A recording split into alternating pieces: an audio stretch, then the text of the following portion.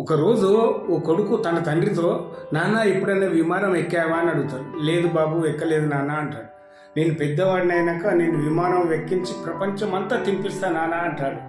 తండ్రి నవ్వి, ఎందుకులే నాన్న, పెద్దవాడైనాక చూస్తాంలే, ఆలోచిద్దాంలే నువ్వు అన్న మాట గురించి అంటే, లేదు నాన్న, ఖచ్చితంగా పెద్దవాడిని అయినాక విమానంలో ఎక్కించి ప్రపంచం అంతా తినిపిస్తా అంటే, లేదు బిడ్డ, అవన్నీ పెద్దోళ్ళు అయినాక మర్చిపోతారు నాన్న అని తండ్రి అంటాడు.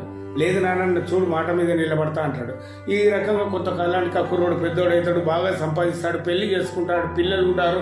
ఆ సంపాదన యావలో పడి తండ్రికి ఇచ్చిన మాట మర్చిపోతాడు. ఈలోపు తండ్రి చనిపోతాడు. ఒకనొక ఫ్రీ టైంలో అతనికి తండ్రికి ఇచ్చిన మాట గుర్తుకొస్తుంది. తండ్రి రూమ్లోకి వెళ్ళి వాళ్ళ నాన్న ఫోటో దగ్గర ఏడుస్తూ, నాన్న నీకు ఇచ్చిన మాట నేను మర్చిపోయాను, నన్ను క్షమించు నాన్న, జీవితంలో మర్చిపోలేని తప్పుగా నేను పరిగణిస్తున్నా అని చాలా వాపోతాడు, ఏడుస్తాడు. నిజమేగా మిత్రులారా, చిన్నప్పుడు మీరు తల్లిదండ్రులకు ఇచ్చిన మాటలు ఇవ్వకటి ఉంటాయి కదా, పెద్ద పెరిగాక పిల్లం వచ్చాక దయచేసి వాటిని మర్చిపోకండి. ఇప్పటికైనా మీరు చనిపోయినాక వారి గురించి పెద్ద పెద్ద కార్యాలు చేయటం కాదు మిత్రులారా, బ్రతికున్నప్పుడే వాళ్ళని సంతోష పెట్టడానికి, వారికి ఇచ్చిన మాట నిలబెట్టడానికి ప్రయత్నం చేయండి. ఓకేనా?